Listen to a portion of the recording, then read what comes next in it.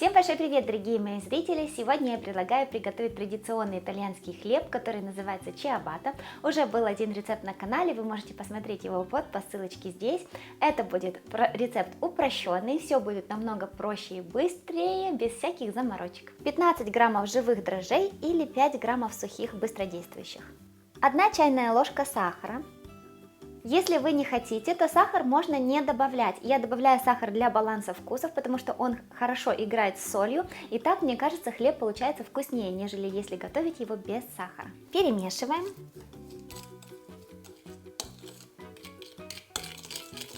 «400 мл теплой воды, температура где-то 36-40 градусов, не выше.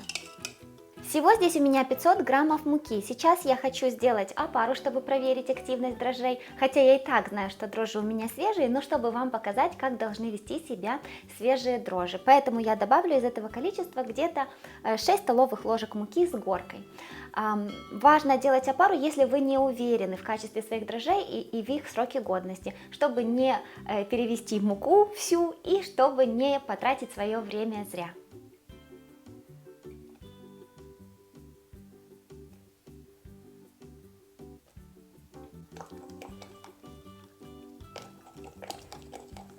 В принципе, здесь уже видны пузыри, уже видно, что дрожжи активные, но все же я накрою полотенцем и оставлю на 10-15 минут в теплом месте, чтобы показать вам, как они еще больше будут пениться.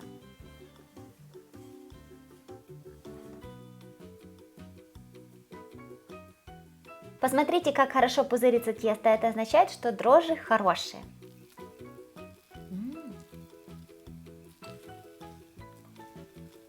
Добавляю сюда 1 столовую ложку растительного масла, у меня оливковое, но можно любое. 1 чайная ложка соли и вся оставшаяся мука.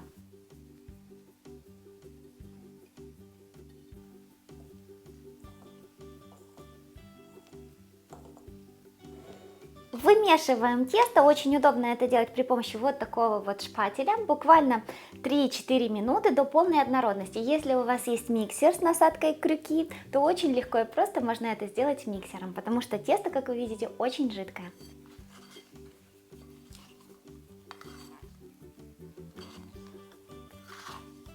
Накрываем тесто полотенчиком и оставляем в теплом месте на 20-25 минут.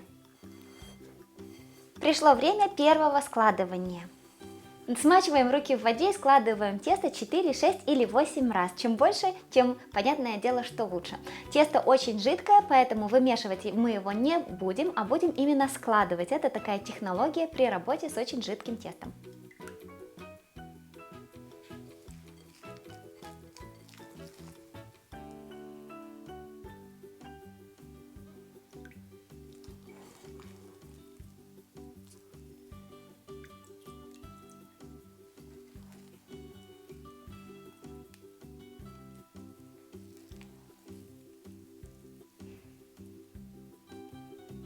Если у вас есть вот такой вот шпатель, то очень легко убрать остатки теста при его помощи. Тоже смочите его лучше водой.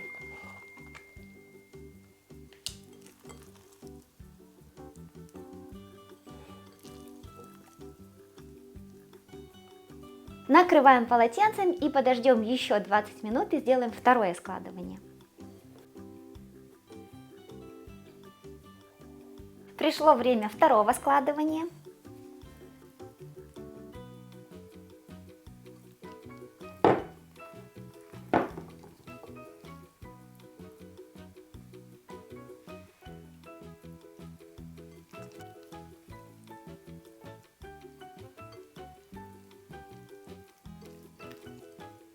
Снова накрываем и оставляем на 20 минут.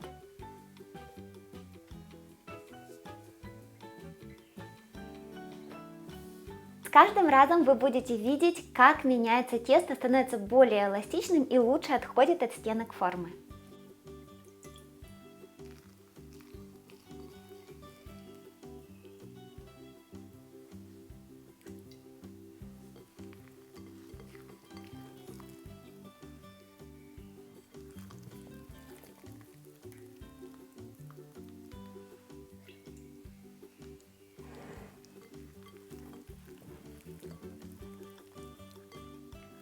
Накрываем и оставляем еще на 20 минут. Ну что ж, делаем последнее, четвертое складывание.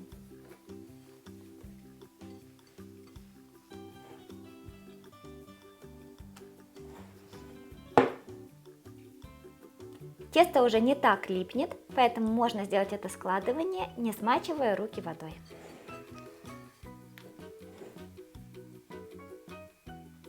Оставляем еще на 10-15 минут. Тем временем подготовимся к следующему шагу. Обильно посыпаем поверхность мукой.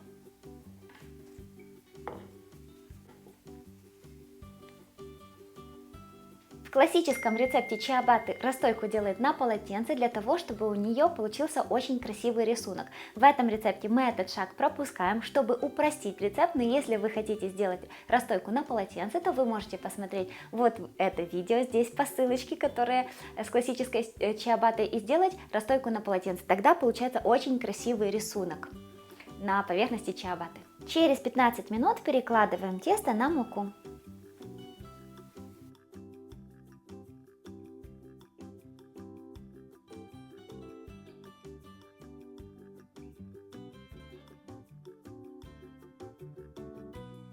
И складываем еще раз.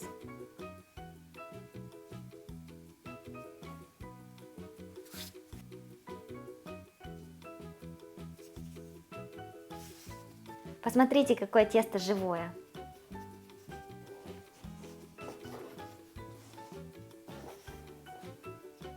Немножко теперь его вот так вот растягиваем.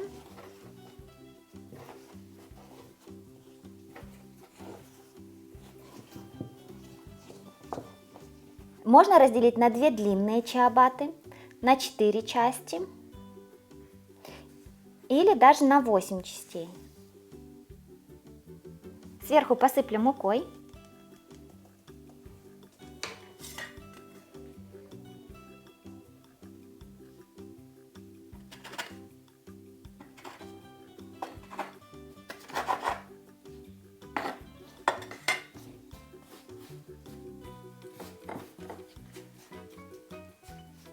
Перекладываем чиабатту на противень.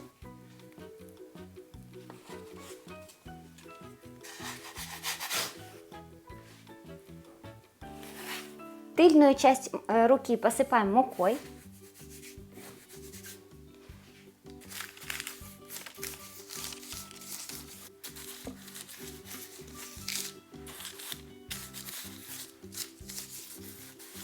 Накрываем полотенцем и тем временем прогреваем духовку до температуры 220 градусов. Оставляем под полотенцем на 15 минут, чтобы они подошли. Я специально делаю вот такую вот узкую и длинную чиабатту, потому что тесто жидкое, оно сейчас при расстойке будет немного вот так вот расширяться.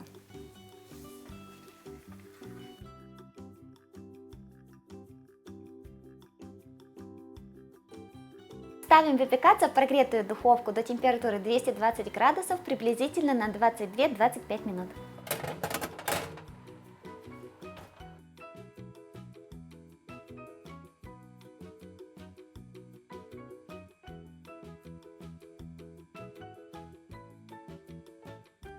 Когда чиабатты выпеклись в духовке, я перекладываю их на решетку, чтобы они остыли. Посмотрите, какие они получились красивые, румяные, и вы видели, как они хорошо вот так вот округлились, как шарики в духовке. Смотрите, даже сверху красивый рисунок получился и очень хрустящая корочка.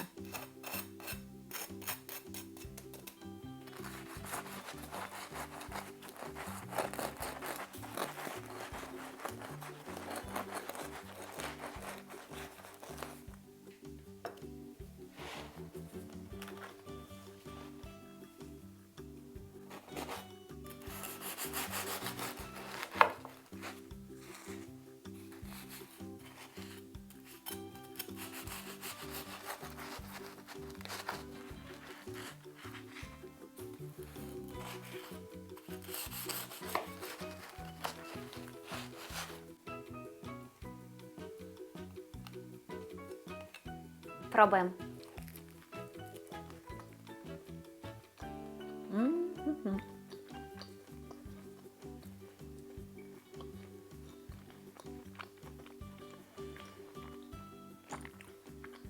Очень-очень вкусный хлеб чиабатта и намного быстрее получается, нежели по классическому способу. Когда вы выкладываете на противень, выкладываете верхом вниз, тогда вот эти крупные дырочки, они останутся снизу, а сверху сформируются уже новые такие дырочки, более характерные для чиабатты. Но получается очень вкусно, и оно такое красивое, хрустящее, сам хлеб вкусный. Я надеюсь, что вам пригодится этот рецепт. Всем пока, до новых вкусных рецептов!